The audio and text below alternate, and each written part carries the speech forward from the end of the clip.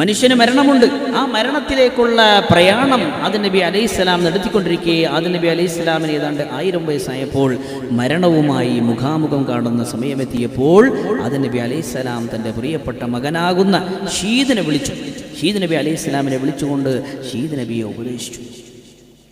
ഒരുപാട് ഉപദേശങ്ങൾ മനുഷ്യരെ നേർവഴിയിൽ നയിക്കാനും അള്ളാഹുവിനെ ആരാധിക്കാനും അള്ളാഹുവിൻ്റെ തൃപ്തിക്കായിക്കൊണ്ട് ജീവിക്കാനും അങ്ങനെ ഒരുപാട് ഉപദേശങ്ങൾ നൽകിയ കൂട്ടത്തിൽ പറഞ്ഞു, മകനെ ഷീദേ, എൻ്റെ കുഞ്ഞുമകനെ, നീ നിന്റെ എല്ലാ സമയങ്ങളിലും മുഹമ്മദ് മുസ്തഫ സല്ലല്ലാഹു അലൈഹി വസല്ലമ തങ്ങളുടെ നാമം ഓർക്കണേ. അന്ന് തുടങ്ങിയതാണ്. ഷീദിനോട് പറഞ്ഞു, മോനെ, നീ അള്ളാഹുവിനെ ഓർക്കുമ്പോഴൊക്കെ മുഹമ്മദിനെയും നീ ഓർക്കണേ സല്ലല്ലാഹു അലൈഹി വസല്ലം. മുഹമ്മദ് നബിയെ കുറിച്ചുള്ള ഓർമ്മ നിനക്കുണ്ടാകണമേ. കാരണം എന്താ? മുഹമ്മദ് നബി സല്ലല്ലാഹു അലൈഹി വസല്ലമ തങ്ങളെ വളരെ നന്നായി അറിയാം ആദം നബിക്ക്. ഓരോ പ്രവാചകന്മാർക്കും അറിയാം. ഓരോ പ്രവാചകന്മാരെയും അള്ളാഹു പ്രവാചകത്വം കൊടുത്തുകൊണ്ട് നിയോഗിക്കുമ്പോൾ മുഹമ്മദ് നബി സല്ലല്ലാഹു അലൈഹി വസല്ലം തങ്ങളെ കൊണ്ട് വിശ്വസിക്കൽ അവർക്ക് നിർബന്ധമായിരുന്നു എന്ന് വിശുദ്ധ ഖുർആനിലെ പറയുന്നത്.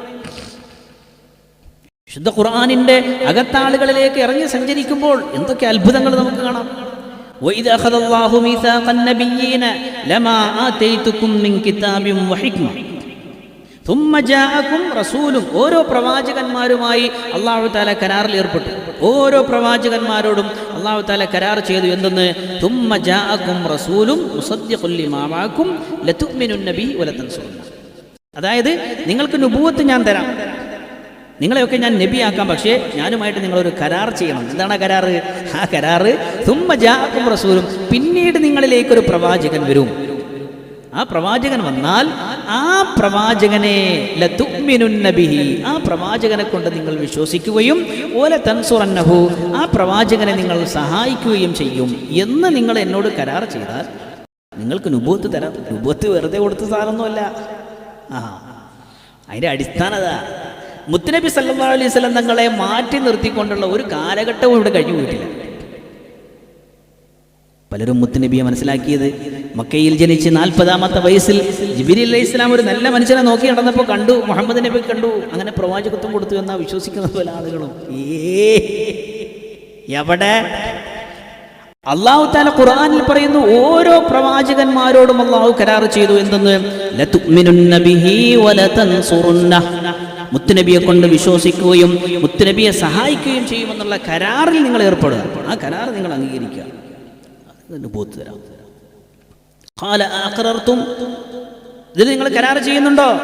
വഅഖൽതും അലാ ദാലികും മിസ്രി ഖാലു അഖറർന. അപ്പോൾ പ്രവാചകന്മാർക്ക് പറഞ്ഞു, ഖാലു അഖറർന, അതെ അതെ, ഞങ്ങളതിൽ കരാർ ചെയ്യാം, ആ കരാർ ഞങ്ങൾ അംഗീകരിക്കുന്നു, ഞങ്ങളത് അംഗീകരിക്കുന്നു. ഓരോ പ്രവാചകനും മുത്തുനബി സല്ലല്ലാഹു അലൈഹി വസല്ലമ തങ്ങളെ തൻ്റെ ഉമ്മത്തിന് വിശദീകരിച്ചു കൊടുത്തിരുന്നു. നമ്മൾ ചില്ലറക്കാരല്ല കേട്ടോ, ആ മുത്തുനബിയുടെ ഉമ്മത്താ. അപ്പൊ ആ മുത്തുനബിയെ ആദ്യമായിക്കൊണ്ട് തൻ്റെ സന്താന പരമ്പരയിൽ ഷീദ് നബി അലൈഹി സ്വലാമിന് വസിയത്ത് പറയുമ്പോൾ ആദം നബി അലൈഹി സ്വലാം പറയുകയാണ്, മോനെ, അള്ളാഹുവിനെ നീ ഓർക്കുമ്പോഴൊക്കെ മുഹമ്മദ് നബി സല്ലല്ലാഹു അലൈഹി വസല്ലം തങ്ങളെയും നീ സ്മരിക്കണം. കാരണം മുഹമ്മദ് നബി സല്ലല്ലാഹു അലൈഹി വസല്ലം തങ്ങൾ അള്ളാഹുവിന് ഏറ്റവും പ്രിയപ്പെട്ട പ്രവാചകനാണ്. അള്ളാഹുവിന് ഏറ്റവും പ്രിയപ്പെട്ട അടിമയാണ് മുഹമ്മദ് മുസ്തഫ സല്ലല്ലാഹു അലൈഹി വസല്ലം തങ്ങൾ.